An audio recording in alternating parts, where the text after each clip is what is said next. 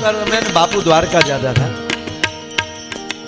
એટલે જામનગર વેઠ્યા એટલે થોડી વારે પૂજારીના મારામાં ફોન આવે, કેટલે પહોંચ્યા કેટલે પહોંચ્યા. હું કહું ખંભાળિયા વેઠ્યા એટલે પહોંચ્યા. એમાં મેં ગાડીમાં બાપુને પૂછ્યો, બાપુ આ લોકો તો રોજ અહીંયા દ્વારકાથી જામનગર અવારનવાર આવતા હોય, તો આપણે જામનગરથી નીકળ્યા પછી એને ખબર તો હોય કે એટલે જ કલાકમાં ત્યાં પહોંચે, પણ છતાં 20 કે 10 મિનિટે પૂછે છે, એનું કારણ શું હોઈ શકે? બાપુ કે આપણા માટે બધા સ્નેહી જ હોય, કોઈ વાલું દવલું ન હોય, પણ છતાં અમુક આવતા હોય અથવા તો આપણો દીકરો પરદેશમાંથી આવતો હોય અને એરપોર્ટ ઉતરે, આપણને ખબર જ હોય કે એટલા જ ટાઈમે પહોંચી જશે, છતાં આપણે ઘડીએ પૂછીએ કેટલે પહોંચ્યા. આપણે ક્યાંય પ્રોગ્રામમાં જતા હોય તો એ લોકો આયોજકો વાળા ઘડીએ પૂછે કેટલે પહોંચ્યા કેટલે પહોંચ્યા. શું કામ? એક અગત્યની વ્યક્તિની રાહ છે. એમ બાપુ કે અમુક દ્વારકા આવતા હોય ને તે દ્વારકાધીશની રાહ હોય, તે મૂર્તિ ન બોલી શકે ને એટલે પૂજારીને પ્રેરણા કરે, એ પૂછે કેટલે પહોંચ્યા. લે પૂજારી પૂછતો આ કેટલે પહોંચ્યા. મારો કહેવાનો અર્થ એ છે મારા વાલા, ઝીણી વાતું છે, બસ આવું જીવજો, કોક પૂછવું જોવે કેટલે પહોંચ્યા કેટલે પહોંચ્યા. બાકી અમુક જણા પહોંચવા આવે તો અમુક નીકળી જાય, એ આવે પહેલાં હાલો આપણે નીકળી જાય, એવું જીવન જિંદગીમાં જીવતા નહીં મારા વાલા. માયો સાંભળે છે ઓડિયન્સમાં બેઠો હા, ખાલી નહીં થાવ ને ત્યાં સુધી મજા નહીં આવે.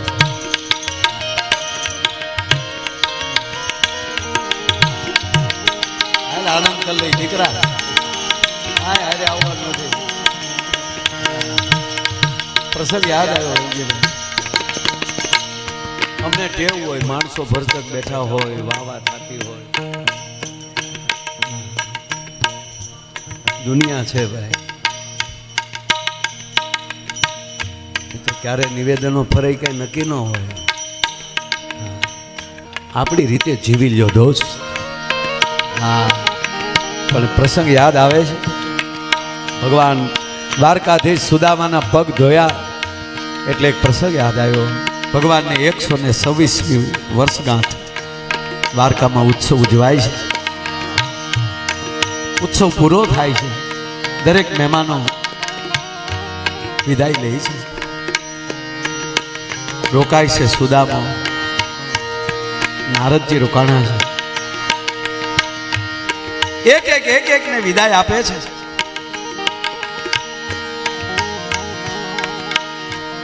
રામ અવતારમાં ભરતને પાદુકા આપી.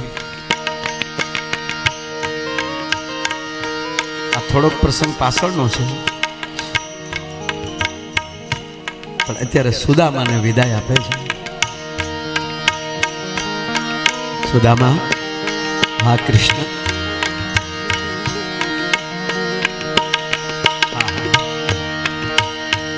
તારે કઈ જોવે છે? શું આપું કે? સુદામો કહે છે જેથી હું આવ્યો તેથી મેં માગ્યું નહોતું, છતાં તે આપ્યું છે, તે દેવામાં શું ખામી રાખે?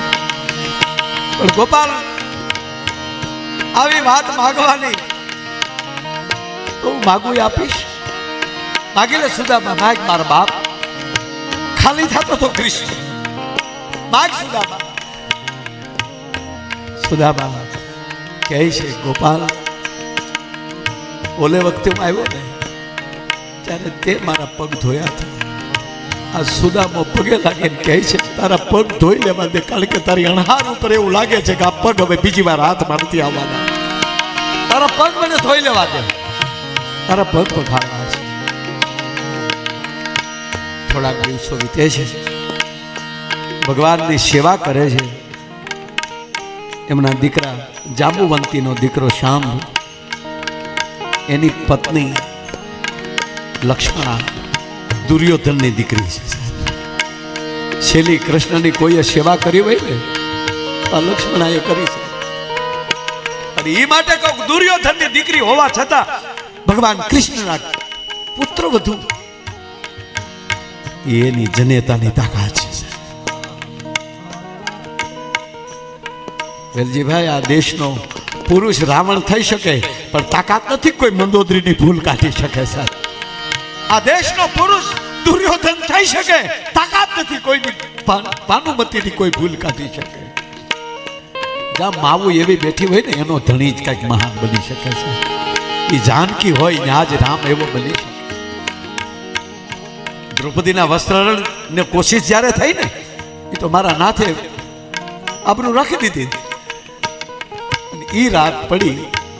સાંભળજો, ભાનુમતીમાં દુર્યોધનની પત્નીમાં શું તાકાત છે એ વાત કરું.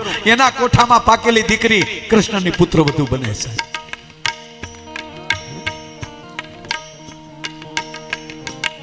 હાંજ પડી, દાસીઓ છે એ દીવા પેટાવે છે. ભાનુમતી કહે છે, દાસી બાની, હા બા, દીવા પેટાઈ. એક દીવા પેટાઈમાં આજ એનું મોઢું જોયા જેવું નથી. આજ મારે દુર્યોધનનું મોઢું નથી જોવું. હાજ પડીને ઓરડે આવે છે દુર્યોધન. કાયમના ક્રમ પ્રમાણે બેઠક લે છે. ભાનુમતી પગમાં લઈ મોજડી ઉતારે છે, માથેલી પાગ ઉતારે છે, હાથ પગ પખાડી લે છે, હાથ ધોવરાવી અને જમવા બેસાડે છે, વીજળો નાખે છે. હાજ પડતા, માફ કરજો માતાઓ, સ્વયં કક્ષમાં, ભાનુમતીના કક્ષમાં રાત્રિના દુર્યોધને પ્રવેશ કર્યો છે. ઢોલિયા ઉપર જામ દુર્યોધન સુવા માટે લાંબો થાય, સડપ દિન પણ હકેલ લીધું ભાઈ ભાનુમતી. ઊભી થઈ ગઈ બાજુમાં. નાથ, એ હસ્તિનાપુરના યુવરાજ, તમારી પત્ની છું, તમારી દાસી રહેશે, પણ આજ પછી મારા કક્ષમાં ન આવતા તમે ઈ હક ગુમાવી દીધો છે. વેરજીભાઈ જોવો છો, વાત તો જોવાની. યુવરાજ, હે હસ્તિનાપુર યુવરાજ, આજ પછી તમને ભાનુમતીની પૈંડ અડવા નહીં મળે. મારે તમને પ્રશ્ન કરવો છે દુર્યોધન મહારાજ. આ હસ્તિનાપુરની રાજસભામાં આવું કૃત્ય? મહારાજ, મને યુવરાજ મને જવાબ આપો. એ દ્રૌપદીની જગ્યાએ તમારી પત્ની ભાનુમતી હોત તો તમે શું કરત? અને મારા દ્વારકાધીશે, મારા કૃષ્ણ પરમાત્માએ યુવરાજ એ દ્રૌપદીના વસ્ત્ર નથી પૂર્યા, ભારતની પૂરી સ્ત્રીઓના વસ્ત્ર પૂર્યા છે. આજ તમારી સભામાં જો દ્રૌપદી ઉઘાડી થઈ જાય તો ભારત માતા ઉઘાડી થઈ જાય. આજ પછી મારા કક્ષમાં પ્રવેશ ન કરતા. એની કુખમાં પાકેલી છે આ દીકરી લક્ષ્મણા. અને ઈ ભગવાન કૃષ્ણ 126 વર્ષ શરીર તો થાકે જ બા. ભગવાનને રાત્રિની ઉધરસ આવે છે અને દીકરીએ દોટ દીધી બાપુ. હતી પોતાના દીકરાની ઘરેથી, પુત્રવધુ હતી, પણ માં જેવી થયો. ભગવાનને બેઠા કર્યા બાપા. ઓઠી તળાપ્યું, ટેકે બેસાયા. હોનાના કટોરામાં કેસરનું દૂધ લાવી, એક હાથ ભગવાનનો છે ને એક હાથ દીકરીએ રાખ્યો. ભગવાનને દ્વારકાધીશને હોનાના કટોરે પાય છે. પાણી પાયું, જળ આપ્યું, પાંભળીથી મોઢું લૂછું અને પછી ભગવાનને પોઢાડ્યા. ધીરે ધીરે પગ દાબે છે આ દીકરી. હે કૃષ્ણ, હે કૃષ્ણ. વેલજીભાઈ ભરોસો કેવો હશે? મહાભારતનું યુદ્ધ પૂરું થયું, દુર્યોધનનો બધાનો વધ થયો. જેના બાપના કુળનું નિકંદર જેને કાઢ્યું હોય, પાંડવો પક્ષના ભગવાન કૃષ્ણ હતા. આ દુર્યોધનની દીકરીને ઘરે બેઠા છે. એક દી ભગવાનને થયું કે આ દીકરીને પૂછવા જ દે. માથે હાથ મૂકીને કૃષ્ણ પૂછે છે મહાભારતના થોડાક સમય પછી, બેટા દીકરી, હા દાદા, હસ્તિનાપુર યાદ આવે છે? ઓ ધ્રુજતા હોઠે દીકરીએ જવાબ આપ્યો ને કૃષ્ણ ઓળઘોળ થઈ ગયો. સાહેબ, દાદા કે ના બેટા, એમ જ પૂછું તને. ત્યારે દીકરી એટલું બોલી, મને તમારી ઉપર સંપૂર્ણ ભરોસો છે, તમે જે કરતા હશો એ સત્ય જ હશે. શાબાશ શાબાશ દીકરી. હે એ દીકરી પગ દાબે છે. એ પગ દાબતા દાબતા ભગવાન કૃષ્ણના પગ ઉપર લક્ષ્મણના આહુડા પડ્યા. એ ઉના ઉના આહુડા કૃષ્ણના ભગવાન નારાયણના પગ ઉપર પડતા ટેકાની જરૂર ન રહી. સળપથી બેઠા. દીકરી બેટા, દાદા તને વર્ષોથી ઓળખું છું, પણ આજ તારી અણહાર જુદી છે. મને કહો કે બેટા હું સવારમાં દ્વારકા છોડું છું. મને તારી અણહાર દેખાડી ને દાદા, એટલે. અને રડવાનું કારણ તો એટલું જ કે અત્યાર સુધી તો તમારા આધારે હું જીવી ગઈ, પણ તમે નહીં હોવ ત્યારે શું કરી? આ સાંભળી લેજો. હવે કૃષ્ણ કહે છે, માથે હાથ મૂકે, બેટા હું શરીર રૂપી જાઉં છું, પણ જ્યારે તકલીફ પડે અને મને યાદ કરી લેજે. તારી આંખનું આહુડું હોઠે પોગે અને ઊભો ન રહી જાવ તો હું દ્વારકાધીશ ન કહેવાવ બેટા. હે અરે હવારના પોરમાં દારૂ રથ તૈયાર કરે છે, ઓધવ વાડો ફરે છે. કઈ બાજુ કૃષ્ણ? ગોમતીના ઘાટે જાય છે. ઓધવ ગીતા છે આખી. ઓધવની ભગવાન કૃષ્ણની ચર્ચા કોક દી વાંચજો સાહેબ. અને છેલ્લે ઓધવને કહે છે, દ્વારકા જોવે તારે તો હોનાની દ્વારકા આપું છું, પણ મારે યાદવોને નથી આપવાની. સમજાય? એને ગમે એવું જીવજો મારા બાપ. અને દ્વારકા જાઓ અને કદાચ થોડા ઘણું વ્યસન હોય ને કે પિતા હોવ આડું અવળું, તો એકવાર દ્વારકાધીશને સામે મૂકીને આવજો કે મારા બાપા તને નહોતું ગમતું, એ આજ અમે લઈએ છીએ અને અમે તારા દોષમાં હોય તો તારી પાસે અમે મૂકીએ છીએ. આજ પછી અમારા હોઠને અમે અભડાવશું નહીં. આ એટલી પ્રતિજ્ઞા લઈને ઘરે આવો અને તમારે ઉત્તમ વિચારને ઉત્તમ વસ્તુનો જો તમને સમાચાર ન મળે તો હું ગાવાનું બંધ કરી દઉં ભલામણા. હા, ઓધવને કહે છે હું યાદવોને દ્વારકા નથી દેવાનો, આ દરિયાને અર્પણ કરવાનો છો, પણ જો તારે જોતી હોય કે ના પ્રભુ તારી વગરની દ્વારકા અમારે નથી જોતી, ત્યારે એને પાદુકા આપે છે. યાજ સુદામો દ્વારકા હોય, હાથ પગ ચોળે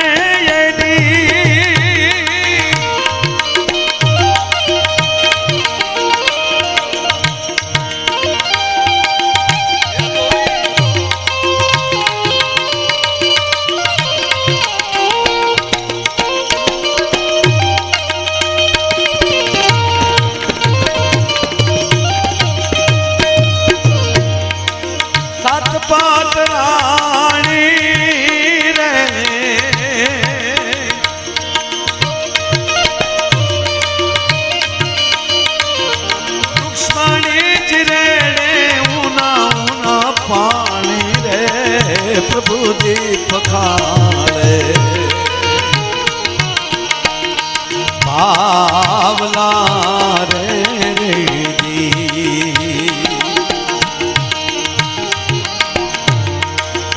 પછી તો ઘણો રોકાય છે. તાંદુળ જમે છે ભગવાન. જેમ જેમ તાંદુળ ખાતા જાય છે સુદામાના દારિદ્ર્યના ભૂકા નીકળી જાય છે. ઘણું રોકાણા પછી સુદામાને થયું કે હવે મારે નીકળવું જોઈએ. અહીં ભગવાન એને જે સુદામાના કપડાં હતા એ એક પર ખૂણામાં એક કમરો હતો, એ કમરામાં મુકાવી દીધા. પીળા પિતાંબર ભગવાને આપ્યા, હોનાની રેખવાળા વસ્ત્રો પહેરાવ્યા સુદામાને. આમ આમ સુદામા કર્યો. પાછું યાદ આવ્યું કે અહીંયા સપન ભોગ જમીએ છીએ, છોકરા રાડાના તાપે વાળું કરે છે, હવે મારે નીકળવું જોઈએ. તો કૃષ્ણ કહે તો તમારે નીકળો જ નીકળો, પણ એક કામ કરો કપડાં બદલાવી લે. સુદામાને ઘડીક થયું કે આ તો હું લોભીઓ લાગે. પાછું સુદામાને ચૂક રહેવું ઝૂંપડામાં, ઝરકશી જામા પહેરવા કોઈ ગાંડો ગણશે. એ તો જેવા હોય એવો જ પોશાકમાં હારા લાગી હતા ને એ કપડાં પહેરી લીધા.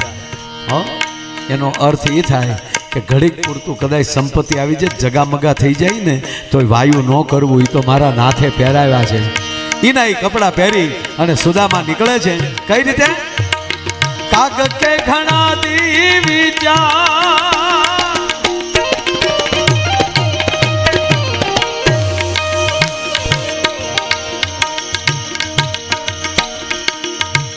વચ્ચે બીજી વાત, પહેલી વાત કરી લો. જેવા કૃષ્ણ ગોકુળમાંથી મથુરા આવ્યા ને તેમ છે ને તમારી પાસે બધા.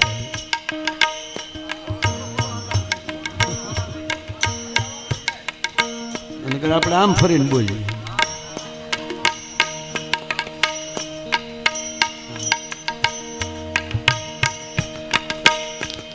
મને હરીમાં આવ્યું એનું શું કરવું મારે? ઉતારવો કેમ? માવું બેઠી છે.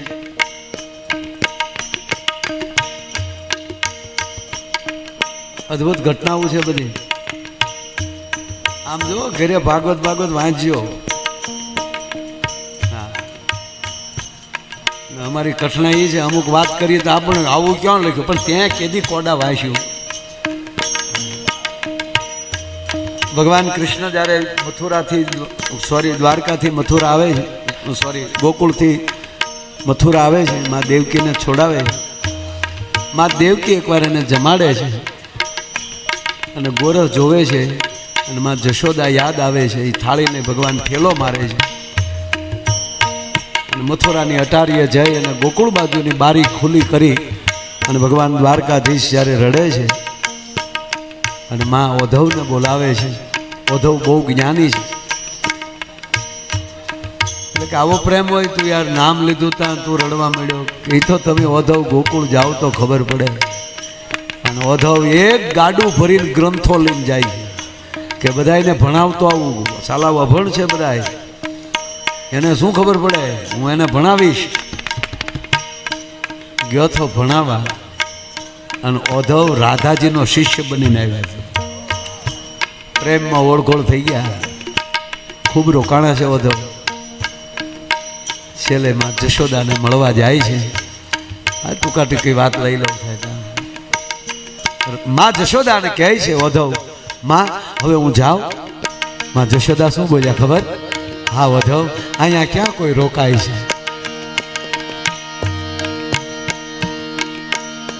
આ અદ્ભુત પ્રસંગ છે. આ માં જશોદા કહે ઓધવ, થાળીમાં ગોરખ જોઈ ગયો ને એને યાદ આવ્યું તો મને ભરોસો છે મારા ગોવિંદે અહીંયા ગોરખ નહીં ખાધું હોય. થોડીક વાર ઉભા રહ્યો. એ થોડીક વાર ઉભા રહી અને માં જશોદા કહે છે થોડીક વાર ઉભા રહેતો હતો, હું આવું એમ કરીને ઓરડામાં જાય છે. નાની કુરડી લીધી, એમાં ગોરખ ફેર્યું, એનું મોઢું બાંધીને બે હાથમાં ધ્રુજતા હાથે જશોદા કહે છે લેવો જાઓ આ જઈ અને અહીંયા ફૂટાને કહેજો તારી ગરીબ માએ મોકલ્યો છે. હે એને કહેજો આ તારી ગરીબ માએ મોકલ્યું. ત્યારે ઓધવ છેલ્લો પ્રશ્ન કરે છે કે તમારી જેવું શ્રીમંત વ્રજમાં કોઈ નથી, તમે નંદરાણી છે અને તમે ગરીબ કઈ રીતે હોઈ શકો? હવે આ જશોદા બોલ્યા ને એ હૃદયમાં લખી લેજો. ઓધવ, અમારી પાસે સંપત્તિ અઢળક છે, અમારી પાસે 9 લાખ ગાયો છે. ત્યારે ગૌધન પ્રાધાન્ય હતું. અમારી પાસે સંપત્તિ અઢળક છે, પણ જ્યારથી કૃષ્ણ અમને મૂકીને ગયા ને તેથી અમે ગરીબ થઈ ગયા. તમારી પાસે સંપત્તિ અઢળક હોય પણ કૃષ્ણ નહીં હોય ને તો તમારી જેવો કોઈ ગરીબ નહીં હોય ભાઈ. ઓહો, કુરડી તો લઈ લીધી એને. હવે ઓધવ કહે છે કઈ કેવું છે, સંદેશો આપવો છે કૃષ્ણ? એ અંતર્યામી છે ઓધવ, એને શું અમારે સંદેશા દેવાના હોય? પણ ઘણો સમય થઈ ગયો અહીંથી ગોકુળ મૂકે. એને કહેજે ને એક આટો મારી જાય.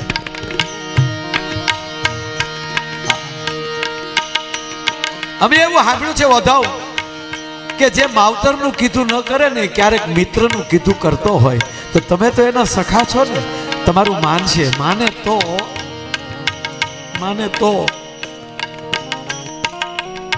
પણ એ નહીં આવે. હું કામ? અમે એને માખણ ચોર કીધો, અમે એને ધુતારો કીધો. મથુરાનો રાજા થયો છે,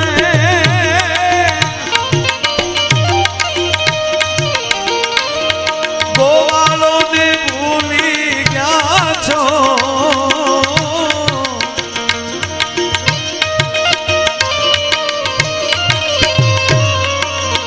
મથુરાના રાજા છો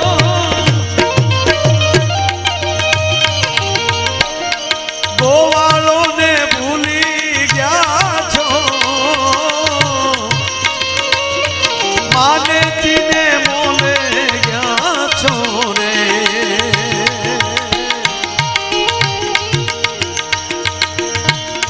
એવો ધાજી મારા વાલાને વધીને કેજો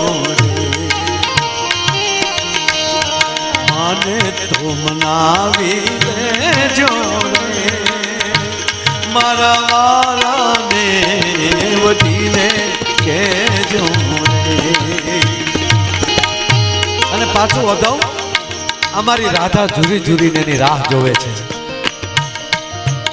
ક્યાં અમારી રાધા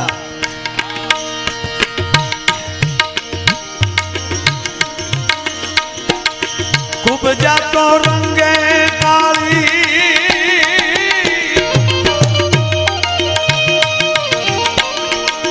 તમે રૂડાવન માળી